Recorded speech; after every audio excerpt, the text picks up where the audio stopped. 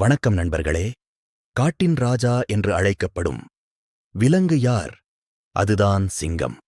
சிங்கம் மிகவும் வலிமையானதும் மிகவும் திறமையான வேட்டையாடியும் ஆகும்.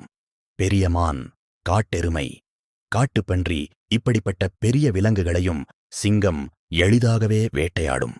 ஆனால் உங்களுக்கு தெரியுமா, காட்டில் ஒரு சிறிய விலங்கு இருக்கிறது.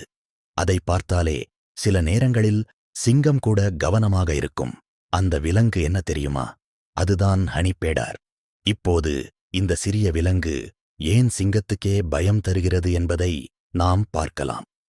சிங்கம் என்பது காட்டில் மிகவும் சக்தி வாய்ந்த விலங்குகளில் ஒன்று. அதன் கூர்மையான பற்கள், வலிமையான கால்கள், மிக வேகமான ஓட்டம், இந்த அனைத்தும் சேர்ந்ததால் அது ஒரு சிறந்த வேட்டையாடி. பல விலங்குகள் சிங்கத்தை பார்த்தாலே பயந்து ஓடிவிடும். ஆனால் எல்லா விலங்குகளும் அப்படியே இல்லை. சில விலங்குகள் மிகவும் துணிச்சலாக சிங்கத்துக்கு எதிராக நின்றுவிடும். அதிலேயே மிகவும் பிரபலமானது ஹனிபேடர். இந்த விலங்கு உடல் அளவில் மிகவும் சிறியது. சுமார் ஒரு நாய் அளவுக்கு தான் இருக்கும். ஆனால் அதன் தைரியம் மிகவும் பெரியது.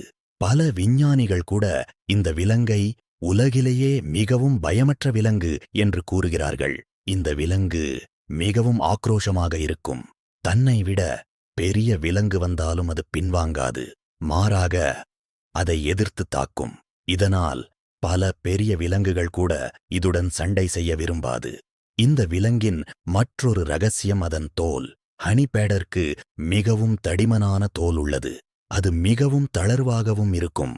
இதனால ஒரு விலங்கு அதை கடித்தாலும் அது தன் உடலை சுழற்றி திரும்ப தாக்க முடியும். இந்த விலங்கிற்கு தேன் மிகவும் பிடிக்கும். அதனால்தான் இதற்கு ஹனிபேடர் என்று பெயர் வந்தது. இன்னும் ஆச்சரியமான விஷயம் என்ன தெரியுமா? இந்த விலங்கு விஷப்பாம்புகளையும் கூட தாக்கும். சில நேரங்களில் பாம்பு கடித்தாலும் சிறிது நேரம் மயங்கி பின்னர் மீண்டும் எழுந்து நடந்துவிடும். இந்த தைரியம் காரணமாக பல விலங்குகள் இதை எளிதாக தாக்க மாட்டார்கள். காட்டில் சிங்கம் மிகவும் வலிமையானது. ஆனால் அதற்கும் ஒரு அறிவு இருக்கிறது. அதாவது அவசியமில்லாத சண்டையை தவிர்க்க வேண்டும்.